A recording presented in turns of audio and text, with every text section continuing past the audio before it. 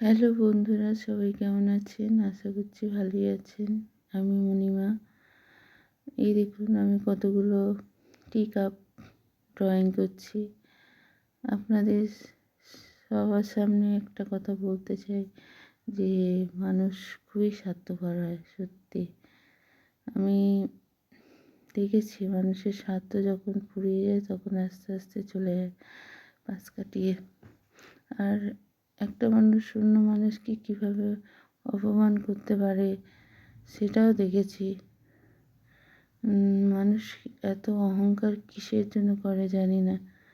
টাকা পয়সার অহংকার, অনেক কিছুর অহংকার মানুষ করতে থাকে, কিন্তু মানুষ জানে যে একদিন সে মারা যাবে। তার বিহেভিয়ার, তার আচরণের জন্য মানুষ কত দুঃখ পায় সেটা ভুলে যায়।